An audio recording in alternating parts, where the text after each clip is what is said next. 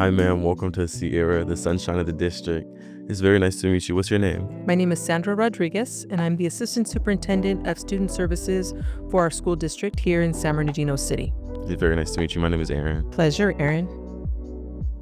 So, California community schools. Actually, let me take a step back. How's your day going so far? Great. It's This going is a great. great day.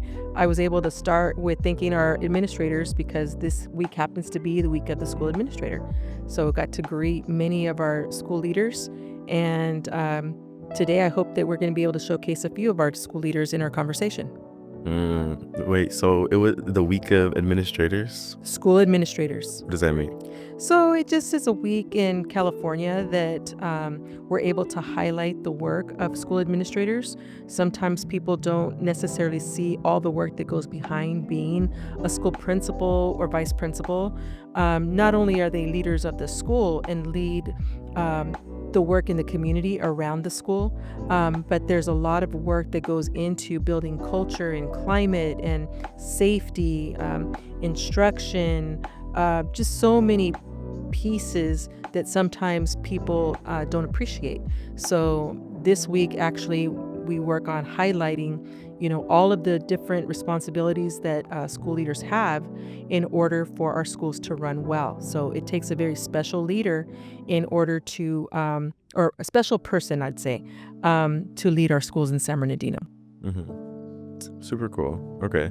I want to ask about your community schools, the California Community School programs. How would you say it's important to the SBC USD Sunshine Line?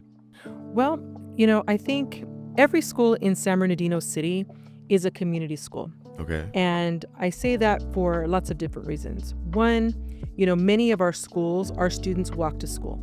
And so they live in the area in which their school, is located. And so the schools have turned into kind of these hubs where parents feel comfortable, kids feel comfortable because they spend a lot of time there to receive their education, but also to receive services. So our community schools initiative with the state, we have 6 schools that are receiving some additional funding for the Community Schools Initiative. We believe in San Bernardino that all schools are community schools. All schools should have resources for families and students as well as staff. And so to really be that beacon or hub in the community where people, regardless of status, can come and feel comfortable to seek the help that they may need.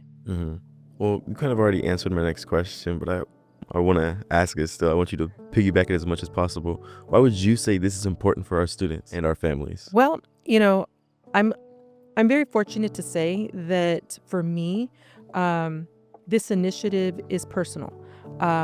I grew up in San Bernardino, like our superintendent, and I attended our schools. I actually graduated from Cajon High and, lived in different parts of the city and have been a teacher, administrator, principal in the district. And so I've been very fortunate to see the highs and the lows that we go through in this community. So I'm not going to tell you how old I am, but I will tell you that I did start very young as an aide in the district. And I've been in this district now for almost 33 years, I think. So it's been a long time. And so it's important because I personally have been able to see some of the things that our families go through. I've been able to see families who have experienced trauma, families who have had experienced death or loss of job, homelessness, pregnancy, teen pregnancy, students going through health issues of diabetes, asthma.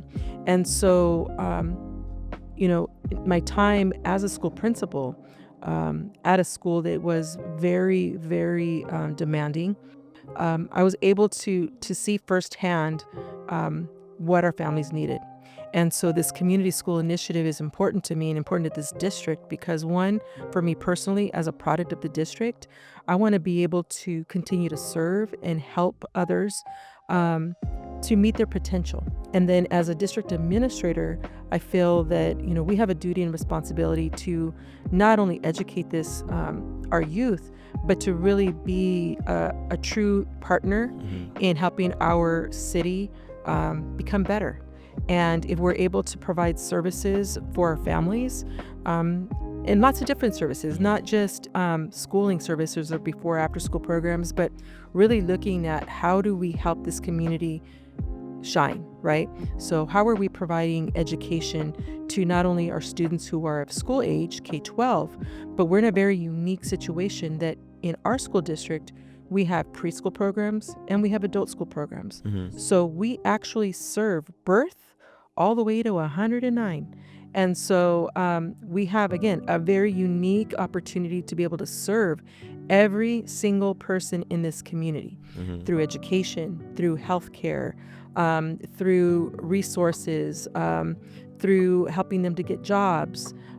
So we really are a very important, integral part in how the city operates, but really a very key ingredient, I'd say, to the success of the population here in San Bernardino City. Yeah, definitely. I'd say you're for surely, giving us everyone a little step forward, a big step forward, actually. What schools are currently a part of the program? Well, we have 6, and I'm very proud to say that your school, Sierra High School, is one of them. Yeah, so we have 6 schools. So Sierra, Anton, Emerton, Norton, Urbita, and Pacific High School. And so we're very proud that we're able to receive additional funding for those schools to really try to expand the services that we have already in the district. I consider all of our schools community schools, but there's there's extra funding and requirements for the community school. We call it the designer community school.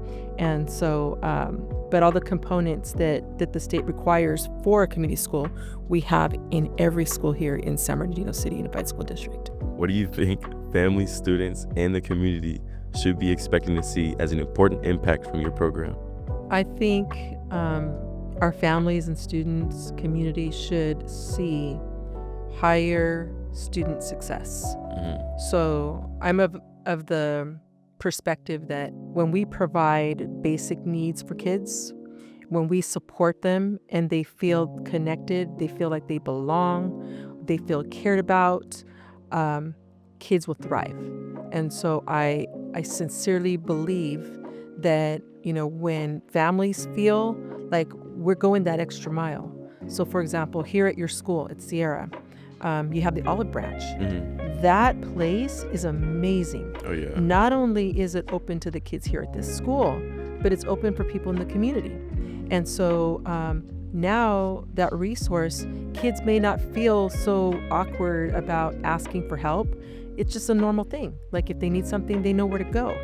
And so there's nothing wrong with asking for help, but they need to know who they can trust with it. And I think you're going to start seeing, if you haven't already, start seeing a higher level of trust between our students, family, community, and our schools, just knowing that the things that they need are being provided here at their schools. I can say definitely from someone who's on their own now, the Olive Branch does help me out so much. And I like making clothes too. I've made a couple of cool things from the Olive Branch.